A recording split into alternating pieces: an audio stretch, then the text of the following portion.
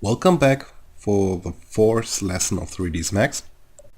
Let's get right back into our first steps in the software by illustrating the fundamental concepts behind managing the objects in a scene, moving, rotating and scaling. To better understand these simple but important tools, I've created a simple object in a scene, suitably displayed in wireframe mode to allow you to fully understand what we are about to see.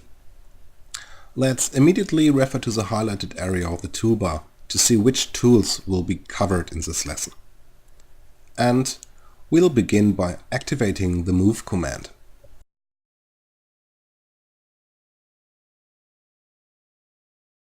And try to understand how to interpret the gizmo shown in the scene. As you can see, the viewports, as well as showing us where we are viewing the viewport from, also represented Cartesian planes of reference on which objects move. This little three-pointed gizmo is simply the graphic representation of these reference axes. Therefore, by left-clicking on axis to select it and then dragging, we move the object in the direction of that axis. Note that when the mouse comes near an axis, the axis slides up and is selected. When we click, the axis is locked and the object is forced to move only in that direction, forward or back. If instead we move the mouse to the central area, shared by the different colors of two axes of the plane, and click, the whole plane is selected and the object can move freely in both directions along the two axes. So, to simplify, we can say that by moving the object on the XY plane, the object moves along the plane in the top view. By moving the object on the X plane, the object moves along the plane in the front view.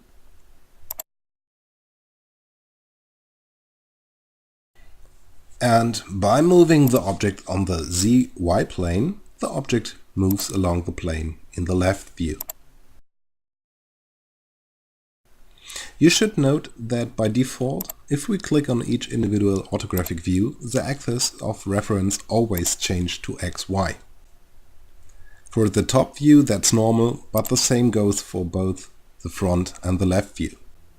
It isn't an error, but relates to the type of reference coordinate systems we are using. By default, Max uses the view type, which identifies the axis XY as relative coordinates for the view that's active at any one time. It doesn't really change the axis, rather it uses XY for convention's sake. Let's say, if instead we want Max to always use the same reference axis for each individual view, we have to choose the word system. You can choose the mode that best suits you. It's a much simpler matter for rotation. From the toolbar, we access the tool by clicking on the icon shown. In this case, the gizmo has a different appearance, but there's no need for alarm. It's actually very simple.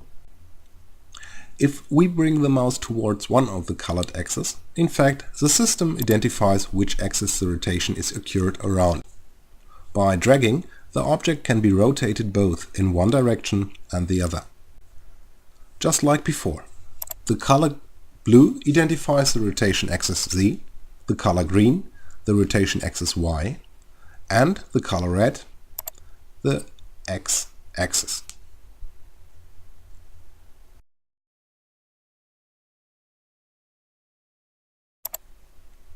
Let's move on to scaling.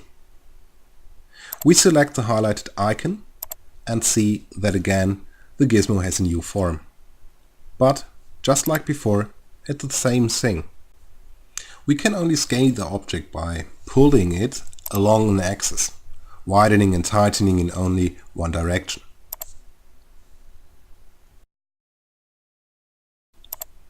Or we can scale it, pulling it along the two directions of the plane of reference by clicking and dragging on the outer part of the tool. Finally, we can scale it evenly in all directions by clicking and dragging on the inner part of the gizmo. This way, all the axes and all the planes will be active in the change to the object. To finish off this lesson, let's look at what the pivot point is, what it does, and how to manage it. The pivot point is quite simply the linchpin of an object. That is the point around which all move, rotation, and scaling operations are carried out. This pivot is found at the exact point of intersection of the axis and is highlighted in the image by the red mark. So let's look how to manage and change this pivot point. Customarily, when a basic object is created in a scene, the pivot point always coincides, or almost always, with the central point at the base of the solid. If, for example, we activate the rotation tool and try to rotate the object, we'll see that the pivot around which the object is rotating is precisely that point.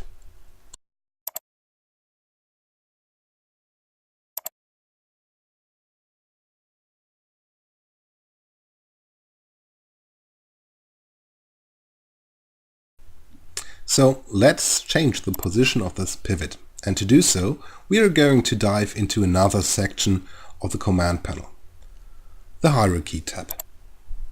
In Pivot, we can make adjustments on the pivot point by clicking on Effect Pivot Only. Then, selecting the object and the Move tool, we can change the position of the pivot depending on our needs. To make the changes more effective, we click again on Effect Pivot Only.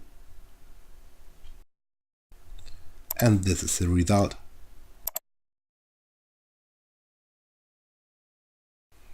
If we need to place a pivot exactly in the geometric center of an object, we can easily do by reactivating Effect Pivot Only and then clicking on Center to Object.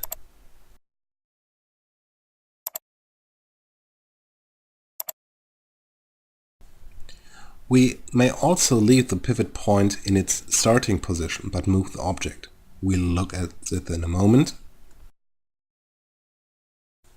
Now, for technical convenience, I'll quickly move the cube back to its starting position.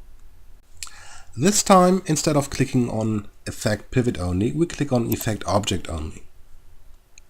Now we move the object away from its pivot point, placing the pivot point outside the object. As you can see, the pivot point remains in its position and the object moves. This tool is indispensable above all for cloning a series of objects, but we'll talk about this and much more in the next lesson. That's all for now. I strongly advise you to try out the things you've learned in this mini course over and over. Bye.